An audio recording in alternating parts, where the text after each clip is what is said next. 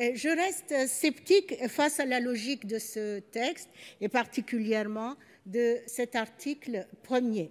Et ce, malgré les améliorations apportées par la Commission et par le rapporteur, M. Bas, et aussi, bien sûr, par notre Assemblée.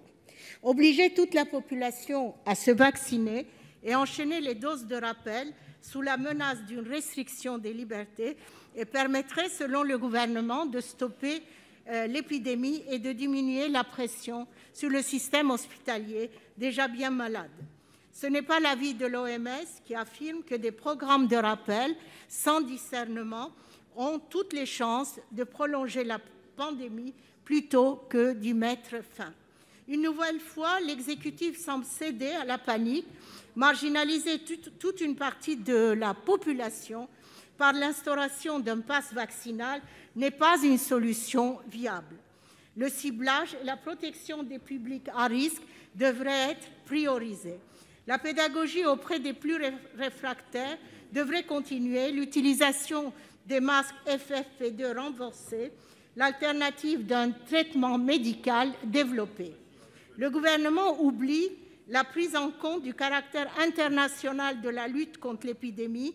Le variant Delta venait d'Inde, Omicron d'Afrique du Sud, des pays où le taux de vaccination reste faible.